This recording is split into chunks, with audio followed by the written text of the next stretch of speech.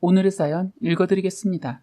저는 5살 아들을 혼자서 키우고 있습니다. 1년 전에 지옥 같은 일을 겪고 지금은 겨우 안정을 되찾아 보통 사람들과 사는 것과 똑같이 살아가고 있는 애아빠입니다. 사실 이런 얘기를 어디에도 말하지 않아서 주변에 아는 사람들만 알고 있는데 저의 사연을 여기에 한번 말해보려고 합니다. 답답한 속마음을 한 번도 누구에게 털어놓지 않았는데 이제는 그동안 가슴에 담아두었던 모든 것을 깨끗이 비우고 싶어 이렇게 이곳을 찾게 되었네요.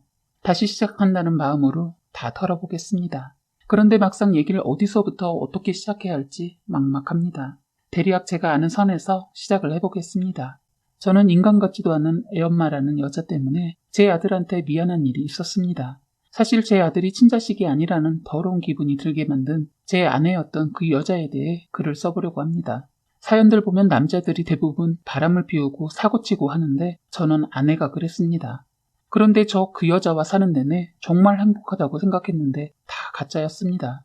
지금 생각하면 2년 동안 드라마 한 편을 찍은 것 같네요. 그 여자가 제 아이의 엄마라는 사실을 부정하고 싶습니다. 그런데 아이가 워낙 외탁을 해서 그 여자의 모습이 제 아들에게서 보이는데 가끔은 저도 모르게 아이가 미워질 때가 있습니다. 이러는 제가 너무 싫어서 혼자서 술 한잔하고 운 적도 있습니다. 다행인지 아이는 자라면서 여러 번 변한다고 하잖아요. 지금은 제 모습도 보이기 시작해서 그런지 아이에 대한 미움 이런 게 많이 좋아졌습니다.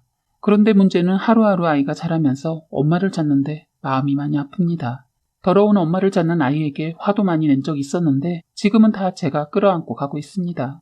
이제부터 아내와의 사연을 얘기해 보겠습니다. 일단 충격적인 사실 하나를 먼저 말씀드리자면 아내는 임신 전과 임신 후에도 다른 놈과 살림을 차려서 두 집 살림을 하고 있었더군요. 정말 이 여자가 저에게 했던 실태를 봤더니 이것이 저를 완전히 가지고 놀았다는 생각밖에 들지 않았습니다.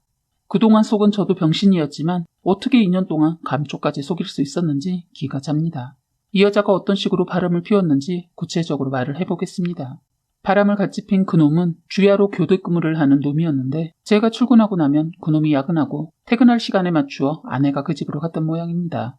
잠깐 몇 시간 그놈과 있다가 저희 집에 와서 오전에 나가서 못한 청소며 빨래, 설거지 해두고 또다시 그놈 집에 가서 출근시키고 제 퇴근 시간에 맞추어 집으로 왔던 겁니다. 아내는 일을 다니고 있다는 것을 들키지 않기 위해 그놈한테 월급을 받아 시댁에도 잘하고 저에게도 아이에게도 돈을 써왔기 때문에 의심의 기미가 전혀 보이지 않았어요. 그리고 제가 아내 돈은 아예 신경 쓰지 않고 벌어서 알아서 쓰라고 관여하지 않았거든요. 그랬더니 저희 부모님 용돈도 드리고 가끔 값 나가는 제 물건도 선물해주고 해서 모를 수밖에요. 철저하게 두 사람이 저를 속인 거죠. 저를 얼마나 병신으로 알았을까요? 제가 출근하면 그놈 집과 저희 집을 오가며 양쪽 집 살림하면서 그렇게 지냈다는 것을 알았습니다. 저는 2년이나 속았네요. 다들 그걸 몰랐냐고 했는데 정말 알 수가 없었습니다. 왜냐면 저희는 둘째 아이도 가지려고 계획하면서 열심히 노력할 정도로 부부 사이가 워낙 좋았기 때문에 의심할 수가 없었죠. 지금 생각하면 아내가 금전적으로 힘들어하지 않는데도 일을 다녔던 이유를 이제야 알게 되었습니다. 밖으로 나갈 거리를 만들기 위해 직장이 필요했던 겁니다. 아직 어린 아들을 어린이집에 맡기고 싶다면서 우울증이 다시 와서 힘들다고 하더군요. 집에만 있는 거 힘들다고 굳이 일을 하고 싶다고 해서 그럼 둘째 가질 동안만 일을 해보는 것으로 하고 일을 다녔거든요. 그놈과 저녁을 먹고 저 모르게 만남을 지속해가기 위해 직장이 필요했던 거죠. 첫째 낳고 우울증이 와서 힘들다고 했을 땐 제가 잠깐 일을 쉰 적도 있어서 잘 넘어갔어요. 그런데 애가 크면서 혼자 애 보는 거 힘들까봐 그땐 어린이집에 보내는 걸로 결정하고 다시 일을 하겠다고 했을 때도 아내가 혼자서 집에 있으면 안 좋아질까봐 그냥 일하는 거 관여 안 했는데 다 계획이 있었더군요. 알고 보니 친구들과의 여행도 회사 야유회도 다 그놈과 보냈다는 걸 나중에 알았습니다. 저는 분노를 참지 못하고 머리통을 날려버리고 싶었는데 그날 그 여자는 제가 손을 봐줄 수 없는 곳으로 떠나갔습니다. 지금은 복수를 하고 싶어도 할 수 없습니다. 어쩌면 그 여자의 죽음이 복수일 수도 있겠네요. 바람 피운 놈이랑 둘이 여행을 가다가 바로 즉사해서 이 세상 사람이 아니기 때문입니다. 다들 벌받아서 그렇게 됐다고들 하더군요. 그 여자는 앞차가 졸음운전을 하다 사고를 냈는데 하필 사고 차량 앞에 물건을 잔뜩 실은 차에서 뾰족한 물건이 날아가서 조수석에 있던 애엄마의 가슴을 관통해버렸다고 했어요. 저는 신원 확인하기 위해 잠깐 얼굴을 봤는데 확인이 불가할 정도로 그 모습은 글로 표현이 어렵네요. 운전석에 앉아있던 남자는 두 다리와 팔다리를 잃었다고 들었습니다. 두 연놈들이 벌을 제대로 받은 것 같으나 하필이면 내 아이의 인생에 꼬리표가 달린 게 너무 화가 납니다. 엄마 같지도 않은 개쓰레기를 아이는 잘 때 엄마를 목 놓아 찾고 있습니다. 이럴 때마다 가슴이 메어졌는데 다행히 봉사를 다니는 곳에서 우연히 만나게 된 지선씨라는 그분이 지금은 제 아이의 마음을 많이 달래주고는 있습니다. 아이를 위해 그리고 저를 위해 봉사를 6개월 전에 시작했는데 그곳에서 만난 지선씨는 제 아이를 가슴으로 품어주고 있습니다. 약간의 썸을 타고 있는데 한 번의 실수를 겪고 나니 다시 여자에게 다가가는 것이 쉽지가 않습니다.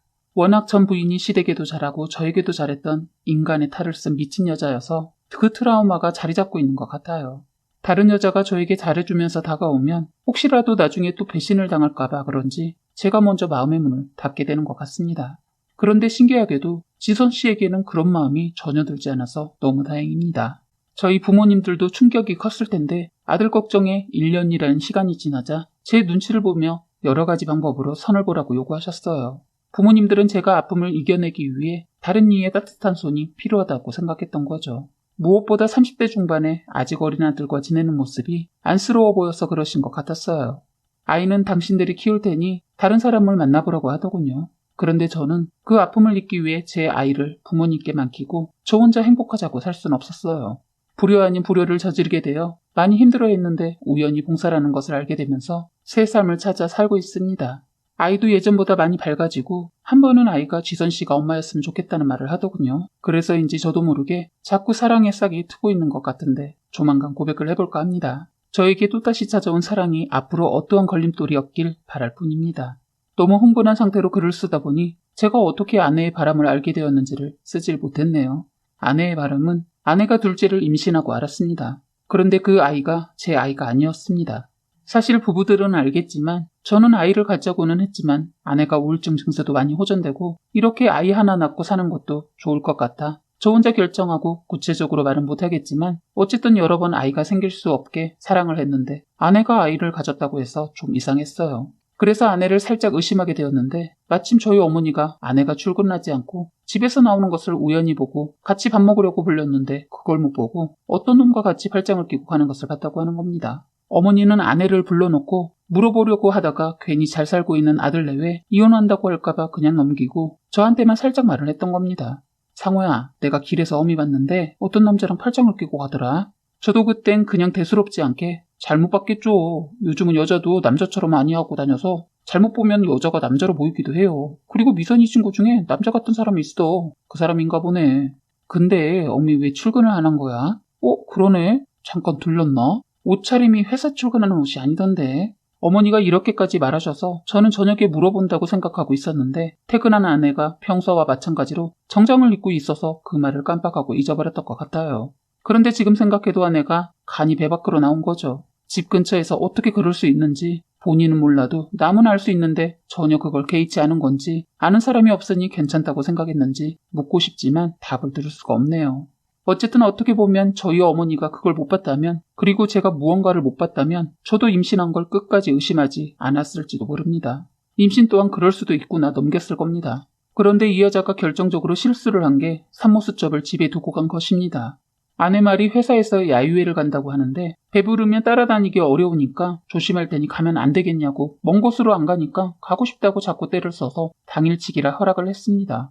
그리고 아내가 야유회를 간 그날 제가 쉬는 날이라 집안일을 하기 위해 청소를 하고 옷을 갈아입기 위해 옷장을 열었다가 아내의 가방에 아기 수첩이 있어서 그걸 보다가 배신감에 치가 떨렸습니다. 아기 수첩 뒷면에 첫째 아이라는 말을 적어놨더군요. 아주 작게 선명하진 않지만 희미하게 써놓은 것을 보고 만 겁니다. 어머니한테 들었던 모든 것이 스치면서 바람이란 것을 알았습니다. 아내에게 전화를 해도 받지 않고 오기만을 기다리고 있었는데 아내는 그날 죽어서 왔더군요. 저는 이 모든 것을 묻지도 들을 수도 없었는데 나중에 처가에서도 알고 나서 그놈에게서 많은 얘기를 듣게 되어 이렇게 글을 써봤네요. 이제는 다 잊고 지선씨와 꽃길을 걸어볼까 생각 중입니다. 제 아이를 이렇게 사랑해주는 여자가 또다시 저에게 오지 않을 것 같아 마지막에 드는 생각은 용기를 내서 고백을 해볼까 합니다. 여러분들의 많은 응원이 있길 바랄게요. 사연은 여기까지였고요. 구독과 좋아요, 알림 설정 부탁드리겠습니다.